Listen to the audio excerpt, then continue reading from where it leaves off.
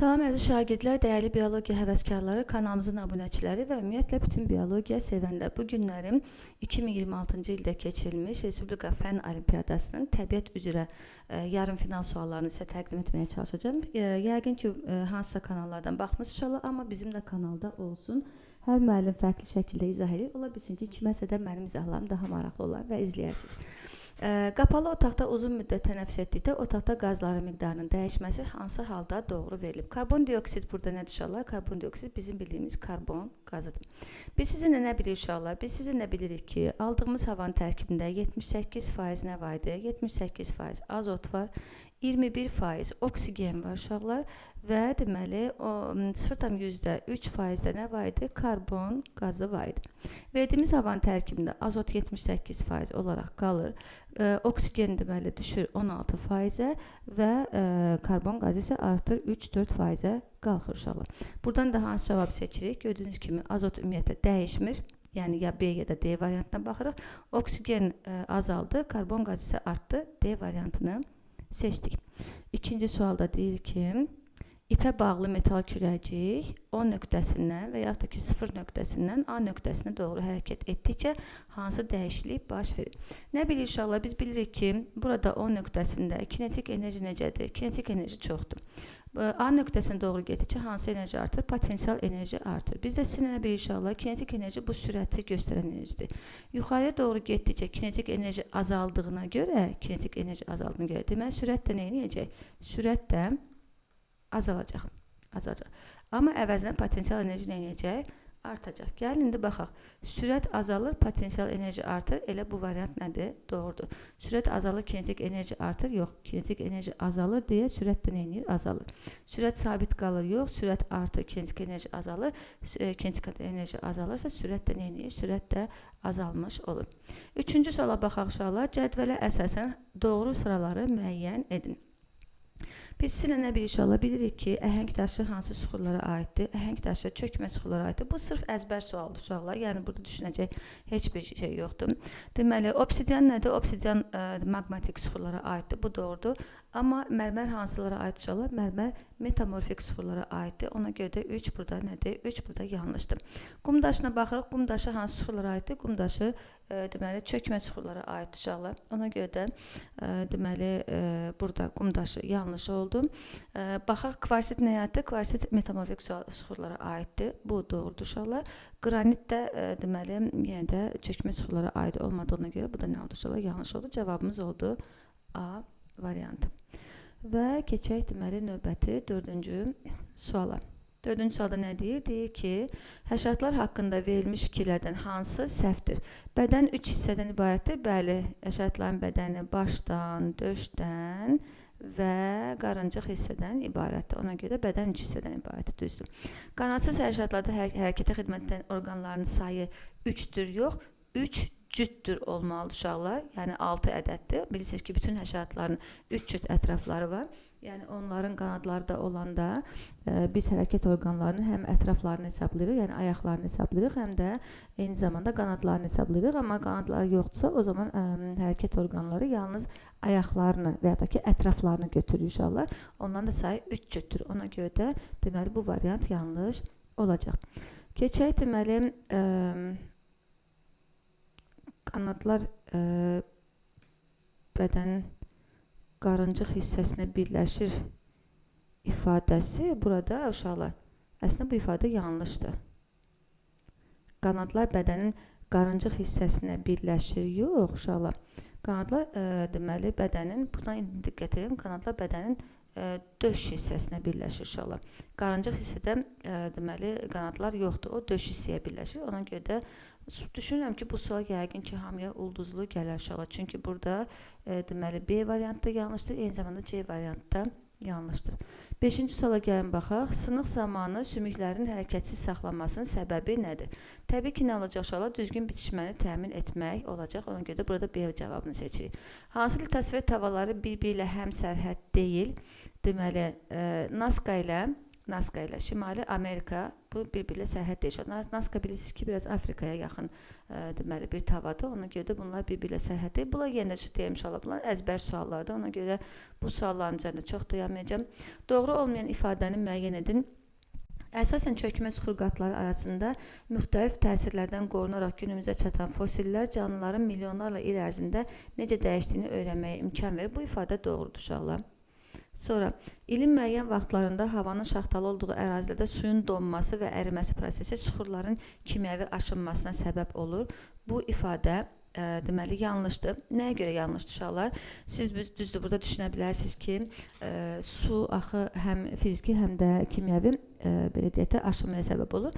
Amma məsələ burasında ki, suyun kimyəvi aşınmaya səbəb olması üçün orada təkcə su yox uşaqlar, eyni zamanda oksigen və müxtəlif turşular iştirak edir. Süxurla reaksiyaya girməlidir və ondan sonra deməli burada təbii ki, süxurun tərkibi dəyişməlidir. Burada isə nə deyir? Deyir ki, havanın şaxtalı olduğu ərazidə suyun donması sırf fizikadır uşaqlar, fiziki prosesdir və əriməsi. Donma və ərimə bunlar nədir uşaqlar? Bunlar deməli fiziki proseslərdir və bunun nəticəsində baş verdi. Çatlar getdikcə genişlənirdi və nəticədə deməli fiziki olaraq süxur aşınırdı. Ona görə də burada B variantı yanlış olacaq. Boz rəngli torpaqlar bioloji qalıqlarla zəngin deyil ifadəsi doğrudur. Əkin sahələrində suvarmanın qeyri-düzgün aparılması torpaqların şoranlaşmasına səbəb olur. Bu da tamamilə doğrudur uşaqlar. Deməli çünki suyun tərkibində birisi mineral duzlu olur və onlar torpaqların şoranlaşmasına səbəb ola bilər. Torağay vulkanını Etna vulkanından fərqləndirən xüsusiyyət nədir? Torağay vulkanı bizim Azərbaycanın belə deyək də ən aktiv olan və ən məşhur palçıq vulkanlarından biridir uşaqlar. Və nə deyir? Deyir ki, püskürmə zamanı yer səthinə magma tərkibli lava axıtmır ifadəsi burada nə olacaq? Burada doğru olacaq uşaqlar. Avrasiya litosfer havasının sərhədində yerləşir. Bu onu fərqləndirmiş olar. Çünki Etna Avrasiya ilə demək Afrikanın sərhədində yerləşir. Torağa isə Avrasiya ilə deməli Ərəbistan sərhədində, yəni Azərbaycanın da birisi Avrasiyanın Ərəbistan sərhədində yerləşir. Ona görə də hər ikisində Avrasiya var. Hər ikisi aktiv vulkan uşaqlar. Vulkan ocağı yer səthindən daha dərində yerləşir ifadəsi bu Etnaya aid uşaqlar. Ona görə də bu Etnanı Torağaydan fərqləndirir. Torağayı Etnadan fərqləndirmir. Ona görə də cavabımız burada A variantı oldu. 9. İşıq şüası şəkildəki kimi havadan suya daxil olur. Onun su daxilindəki sınma istiqaməti hansı halda düzgün təsvir olunmuşdur? Demək, baxırıq uşaqlar, gördüyünüz kimi işıq bax bu bucaq altında havadan neynədi? Havadan gəldi, düşdü gördüyünüz kimi. Və deməli suya keçərkən uşaqlar, suya keçərkən nə baş verəcək? Mühit dəyişir. Yəni suda sıxlıq neynədir uşaqlar? Sıxlıq azaldı və təbii ki, işıq şüasının sürəti neynəməlidir? Azalmalıdır.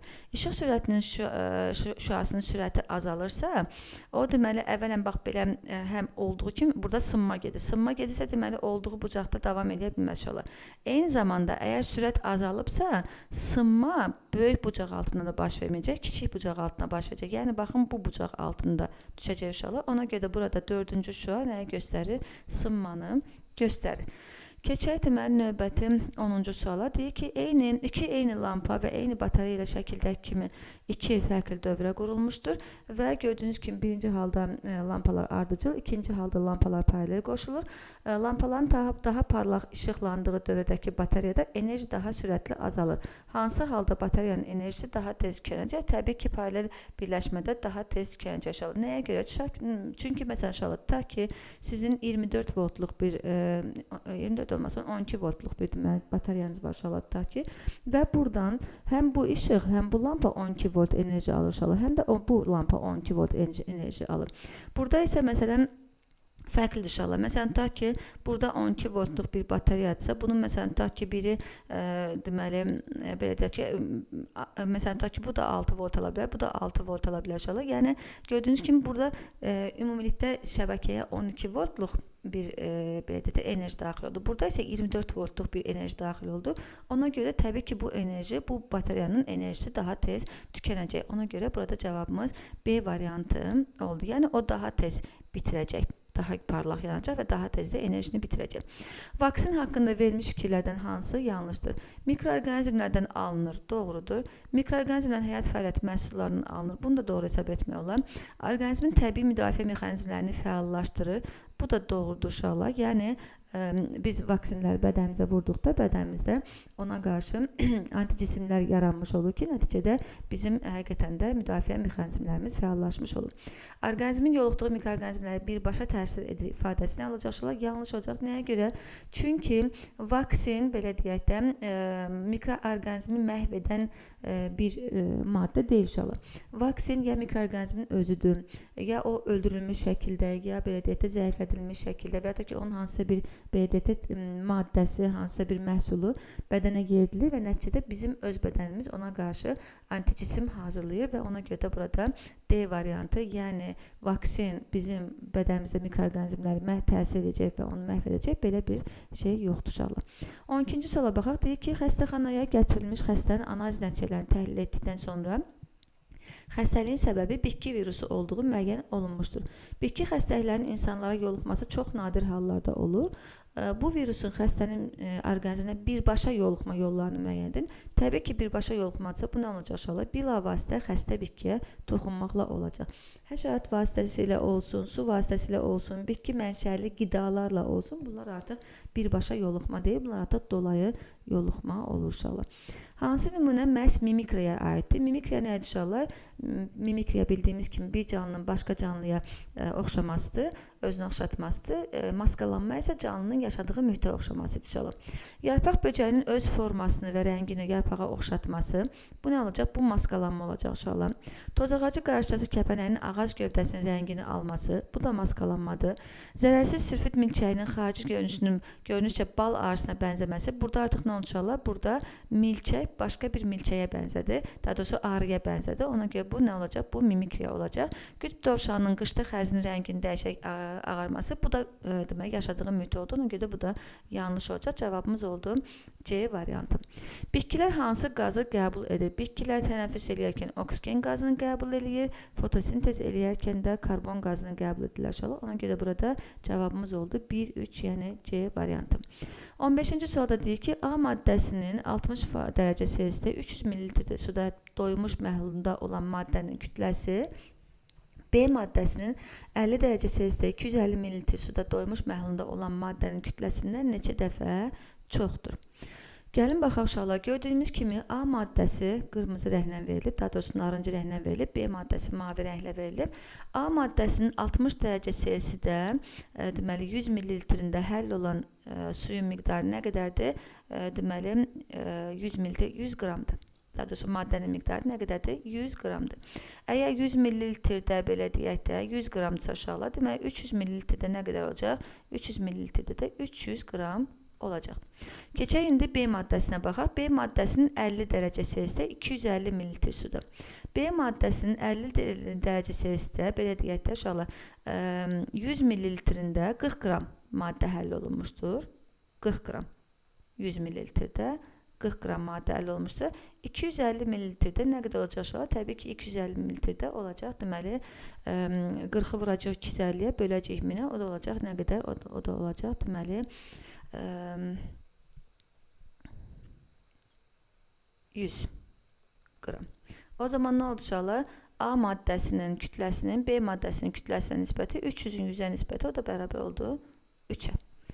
Beləliklə cavabımız oldu D variantı. Keçək növbəti suala. Deyir ki, hava tənəffüs orqanlarına ağız və burun boşluğundan daxil olur. Ağızla nəfəs almanın sağlamlığa təsirini ifadə edən fikirlərdən hansı yanlışdır?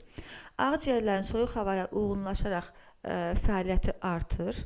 Bu ifadə yanlışdır uşaqlar. Yəni, ağızla nəfəs aldıqda ağciyərlər soyuq havaya uyğunlaşmayacaq uşaqlar. Əksən olacaq. Soyuq hava isinmədən birbaşa ağciyərlərə daxil olur. Yəni biz bilirik ki, burnumuzda bizim qan kapillarlarının olması, onun havanın isinməsinə səbəb olur, kirpiciklərin olması, seliyin olması, bu havadakı toz hissəciklərinin tutulmasına səbəb olur uşaqlar və eyni zamanda mikroorqanizmlərin tutulmasına səbəb olur. Ona görə də burada soyuq hava isinmədən birbaşa ağciyərlərə daxil olur. Tozun birbaşa ağciyərlərə düşmə ehtimalı artır, xəstələnmə ehtimalı da yüksəlir. Amma ağciyərlərin soyuq havaya uyğunlaşması bu nədir uşaqlar? Bu baş vermir. Növbəti suala baxaq. Hidrogen və oksigen molekulları arasında baş verən reaksiyadan alınan və artıq qalan maddələrin modeli verilmişdir. Hansı ifadə doğrudur? Biz də sizinlə görürük ki, qırmızı nədir burada? Qırmızı oksigendir. Boz rəngdə verilən isə bu nədir? Bu hidrogendir və baxırıq uşaqlar. Reaksiyada oksigen tamamilə sərf olunmuşdur ifadəsi yanlışdır uşaqlar. Nəyə görə? Çünki belə deyək, üzr istəyirəm. Oksigen tamamilə sərf olunub gördüyünüz kimi. Burada artıq qalan oksigen yoxdur uşaqlar. Deməli, bu doğru oldu. Bir doğru oldu. İkinciyə baxırıq. Reaksiyaya 9 hidrogen molekulu daxil olmuşdur. Gəlin baxaq uşaqlar. Burada 9 hidrogen molekulu görə bilərsiniz. Amma gördüyünüz kimi onlardan 3'ü necə qalıb uşaqlar? 3'ü reaksiyaya daxil olmamış qalıb. Ona görə bu ifadə nədir? Bu yanlış oldu. Yəni 1, 2, 3, 4, 5, 6 dənəsi daxil olub. 9 dənə burada 9 molekul hidrogen var, amma ondan cəmi 6'sı oksigenlə reaksiyaya daxil olub və su molekulunu yaradıb. Reaksiyaya 6 oksigen molekulu daxil olmuşdur ifadəsi yanlışdır uşaqlar. Nəyə görə? Çünki biz bilirik ki, oksigen necədir? Oksigen 2 demə eyni atomdan ibarət olan bir elementdir və əgər 6 molekul daxil olsaydı, burada neçə olmadı? 12 dənə su molekulu olmadı. Amma gördüyünüz kimi 6 dənə su molekulu vardır. Çünki bir su molekulunun yaranmasında yarım dənə oksigen iştirak edir uşaqlar. Yəni deməli yarım oksigen iştirak. Ona görə burada gördüyünüz kimi ikisini bir dənə götürəcəksə 1, 2, 3 molekul nə vardır? Oksigen vardır. Bu da yanlış oldu. Reaksiyada hidrogendən artıq qalmışdır. Hidrogenlər gördüyünüz kimi 3 dənəsi burada artıq qalmışdır. Ona görə cavabımız oldu C variantı, yəni 1 və 4 olacaq. 18-ci suala gəlin baxaq uşaqlar. 18-ci sual baxaq hardadır? Buradadır. Səhra şəraitində yaşayan canlıların suya qənaət etməsi ilə bağlı verilmiş fikirlərdən hansı bitki və heyvanlar üçün ortaq uyğunlaşma hesab edilə bilər? Gündüzlər kölgədə gizlənib yalnız gecələr fəallıq göstərmək. Bu nədir? Bu təbii ki, heyvanlara aid uşaqlar. Buxarlanma səthini minimuma endirmək. Bu deməli hər ikisinə aid ola bilər. Daha doğrusu buna X qoyaq, buna qoyaq. Suyu bədənin xüsusi hissəsində yağ şəklində ehtiyat toplamaq. Bu nəyə aid olacaq uşaqlar? Bu deməli aid olacaq heyvanlara. Torpağın çox dərin qatlarına gedən kök sistemi inkişaf etdirmək. Bu da təbii ki nə olacaq? Bu da təbii ki bitkilərə aid olan bir ifadə olduğuna görə burada cavabımız oldu B variantı. Keçək 19-cu suala. 19-cu sualda deyir ki, elektrik dövrəsində istifadə olunan iki metallı çubuqda kontak yalnız çubuq aşağı əyildikdə bağlanır və dövrədəki elektrik zəngi işə düşür. İki metallı çubuğun quruluş və iş sisteminə aid hansı fikir doğrudur? Yuxarıda istidən az genişlənən metal yerləşir ifadəsi bu nədir uşaqlar? Yanlış olacaq. Yuxarıda istidən çox genişlənən metal yerləşir. Bu ifadə doğru olacaq uşaqlar. Gəlin bunu başa düşməyə çalışaq. Baxın, bunun deməli bura gəlib dəyməsi üçün bu metalın nə etməsi lazımdır? Əyilməsi lazımdır. Təbii ki, bu əyiləndə özü ilə birlikdə yuxarıdakı metal da əyəcək uşaqlar. Baxın, gördüyünüz kimi, baxın belə deyək, bu altdakı, onun üzərindəki də əyiləndə hansının yolu daha uzun oldu uşaqlar? Təbii ki, yuxarıdakının yolu daha uzun oldu, düzdürmü? Eyni yerə gəlib çatması üçün. Ona görə lazımdır ki, yuxarıdakı, baxma, bu üstdəki daha çox genişlənsin. Daha sürətli genişlənsin ki, daha çox genişlənsin. Gəlib o birisindən eyni bərabər səviyyədə dura bilsin uşaqlar. Ona görə də altdakı çubuğun nisbətən az, üstdəki çubuğun nisbətən çox genişlənməsi lazımdır. Yadınızdadır, biz bunu sizinlə deməli istilik keçirmə mövzusunu keçərkən, daha doğrusu cisimlərin istilikdən genişlənməsi mövzusunu keçərkən öyrənmişdik inşallah. Ona görə də burada B variantı doğru olacaq. 20-ci sualda nə deyir? Deyir ki, X, Y, Z və T maddələrinin kağız xromatografiyası aparılmış və nəticələr aşağıda verilmişdir. X-də gördüyünüz kimi uşaqlar 3 dənə ləkə vardır. Bu ləkələr harada durur? Deməli, aşağı, orta və yuxarıda durur. Deməli, bu oldu X. İndi baxaq Y-ə uşaqlar. Bir ləkə X-in orta ləkəsi ilə eyni səviyyədə burada durdu uşaqlar. Sonra deməli, gəlir nə? Z-ə baxırıq. 2 ləkə oldu. Biri X-in yuxarı ləkəsi ilə burada durur uşaqlar. Burada durur. Biri isə deməli ən yuxarı qalxan ləkədir bu, yəni X-in yuxarı ləkəsindən də yuxarı qalxıb. T-yə baxırıq uşaqlar. T-də isə bir dənə ləkə var, o da deməli X-in aşağı ləkəsi ilə eyni səviyyədədir. İndi nə baxırıq ki, X qarışıqdır və digər maddələr yalnız ondan alınmışdır. İfadəsi nə olacaq? Yanlış olacaq uşaqlar. Niyə görə yanlışdır? Çünki baxın burada uşaqlar X-in tərkibində olanlar Y-də T'də və Z'də var, amma Z'də olan lap yuxarıda duran maddə X'də yoxdur. Ona görə də Z maddəsi ondan alına bilməz uşaqlar. Z yalnız X'də olmayan maddələrdən ibarət ifadəsi də yanlış olacaq. Niyə? Çünki gördüyünüz kimi Z'in bir maddəsi X'in lap yuxarıda duran maddəsinin eynidir uşaqlar. Deməli, bu da doğru deyil. Y və T maddələri X'in tərkibində var. Baxırıq uşaqlar, Y və T maddəsi hər ikisi nə var? Deməli, X'in tərkibində var. Ona görə bu ifadə doğru olacaq. Z X'in bütün komponentlərini özündə saxlayır. Yalnız uşaqlar, gördüyünüz kimi Z'də X'dən ancaq bir komponent var uşaqlar. Nə ortada, nə də aşağıda duran komponent yoxdur. Həmçinin Z'in daha bir komponenti var ki, o da X'də yoxdur uşaqlar. Deməli, bu ifadə də yanlış olacaq. Alyaska meşə qurbağasının qış dövründə bədəninin 60% donmasına baxmayaraq sağ qalması hansı bioloji prinsipə əsaslanır? Baxaq, bu heyvanın fəal həyat tərzini davam etdirməsinə kömək edən davranış uyğunlaşmasıdır. Orqanizmin nəfəs almadan və ürək döyüntüsü olmadan 62 dərəcə şaxtaya tab gətirməsini təmin edən mühitə uyğunlaşmadır. Bu proses yazda əlverişli şərait olduqda əriməyə imkan verməyən bir quruluş uyğunlaşmasıdır. Bu, yalnız bitkilərə xas olan şaxtaya davamlıq xüsusiyyətinin heyvanlarda təzahürdür. Gəlin baxaq uşaqlar. Əvvələn bu, gördüyünüz kimi donmasına baxmayaraq sağ qalması deyirsə, burada heç bir davranışdan danışmışlar. Bu bir nədir? Bu bir ümumilikdə bədəndə olan fizioloji bir uyğunlaşmadır uşaqlar. Bunun davranışla əlaqəsi yoxdur. Ona görə də bu yanlış oldu. Və burada deməli mühitə uyğunlaşmadır ifadəsi fizioloji bir uyğunlaşmadır. 62 dərəcəyə şaxtaya tab gətirməsini təmin edən bu ifadə nə olacaq? Doğru olacaq. Əriməyə imkan verməyən quruluş uyğunlaşmasıdır. Əksinə, deməli, bu əriməyə imkan verir uşaqlar. Buna qurbağalarda, sürünənlərdə bu prosesə anabioz prosesi deyirlər uşaqlar. Anabioz prosesi ayların və s. qış yuxusuna getməsindən onunla fərqlənir ki, burada demək olar ki, orqanizm ölümə yaxın bir donma vəziyyətinə keçir. Amma temperatur qalxdıqca yavaş-yavaş bu donma vəziyyətindən geri qayıda bilir. Ona görə də burada B variantı doğru olacaq. Keçək nəyə? 22-ci sual aşağılar. Deyir ki, heyvanların mühitə uyğunlaşması və qorunma mexanizmlərini düzgün qruplaşdırın. Deməli, quruluş uyğunlaşmasına həm mimikriyanı misal göstərə bilərsiniz, həm də maskalanmanı. Nəyə görə? Çünki deməli, mimikriya və maskalanma məsələn, davranışla da ola bilir uşaqlar, daha doğrusu quruluşla da, mimikriya və maskalanma hər ikisi quruluşla ola bilir uşaqlar.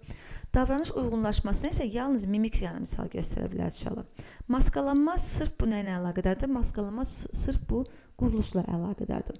Amma mimikriyanın isə həm maskalanma, həm quruluşla əlaqədar olan forması var, həm də eyni zamanda davranışla əlaqədar olan forması. Məsələn, sirfit milçəyini bayaqlarım qeyd elədik, bal arısına oxşuyur. Bu bir quruluş uyğunlaşmasıdır. Və yaxud da ki, deməli, parabizənə oxşayan, amma zəhəri olmayan böcəklər vardır. Və yaxud da ki, zəhərli ilanlara oxşayan, amma zəhərli olmayan ilanlar da vardır. Amma məsələn, deməli, ilanlar var ki, onlar məsələn kobralar kimi durmağı bacarırlar uşaqlar. Və yaxud da kərtənkələlər var ki, belə deyək də, plaşlı kərtənkəliyə oxşayırlar, amma əslində isə deməli, onlar ona aiddirlər. Məsələn, qaldırırlar belə yuxarı hissələrini genişləndirirlər və həmin kərtənkəliyə bənzəyirlər və yəni o qorxu belə deyək də formasını alırlar. Bu artıq nə olacaqlar? Bu artıq davranışdır. Yəni, heyvan nəsə bir şey eləyir, hansısa bir davranışı həyata keçirir və nəticədə mimikriya yaranmış olur. Ona görə deməli, burada C variantı doğru olacaq. Yəni, mimikriya və maskalanma hər ikisi quruluş uyğunlaşmasına aid olsa da, amma deməli, davranış uyğunlaşmasına yalnız mimikriya aid olacaq. 23-cü suala gəlin baxaq uşaqlar. Deyir ki, yarasalar səs lokasiyası metodundan istifadə edərək 40.000 Hz tezlikli və 100 desibeldən çox səslər çıxarır. Aşağıdakı dəyişikliklərdən hansıları edilsə, insan yarasa səsini eşidə bilər. İnsan bildiyimiz kimi uşaqlar 20 Hz-dən neçə Hz-ə qədər, deməli 20.000 Hz-ə qədər səsi eşidə bilir. Və insan üçün belə deyək də ən yaxşı eşitmə desibelləri bu nə idi? 60-70 desibel. İnşallah 70 desibeldən başlayaraq artıq insan üçün çətinlik. Yəni 130 desibeldən yuxarı isə insanın ümumiyyətlə qulaq pərdəsinin belə deyək də yırtılmasına səbəb ola bilər. Ona görə gəlin baxaq. Səsin tezliyini 10.000 Hz-ə qədər azaltsaq, bəli, səsin tezliyini 10.000 Hz-ə qədər azaltsaq, bu insanın eşitməsinə səbəb ola bilər.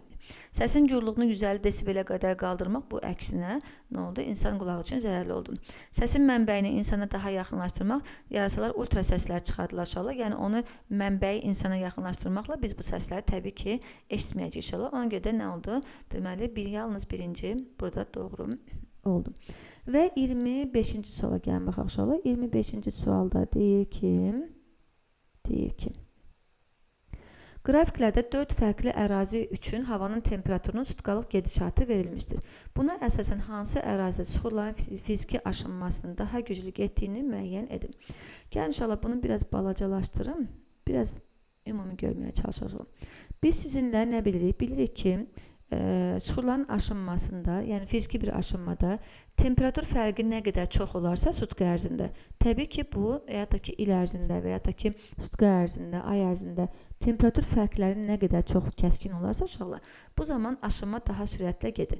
Gəlin baxaq, gördüyümüz kimi burada, bax bu qrafiklərdə ən böyük temperatur fərqi hardadır? Ən böyük temperatur fərqi C-dədir uşaqlar. Gördüyünüz kimi gecə necədir? Gecə tutaq ki, məsələn, 0 dərəcə Selsidə, gündüz neçəyə qalxır? 25 dərəcəyə qalxır. Digərlərində, məsələn, tutaq ki, -10 və deməli, qalxdı neçəyə? Qalxdı, məsələn, tutaq ki, 0-a. Burada nə qədərdir? Cəmi 10 dərəcə fərq var. Burada isə 25 dərəcə fərq var. Burada, məsələn, burada baxsaq, haradasa 10-a yaxındır.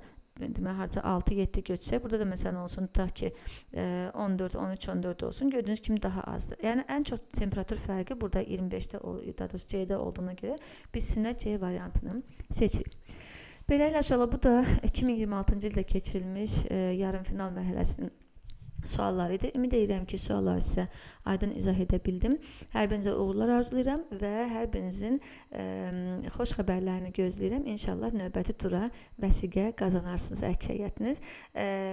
Ən yaxşı çalışan, təbii ki, ən yaxşı sualların üzərində düşünən və işləyən təbii ki seçiləcək və növbəti tura öz vəsiqəsini alacaq. Beləliklə, növbəti videolarda görüşənə qədər özünüzə yaxşı baxın, sağlıqla qalın inşallah.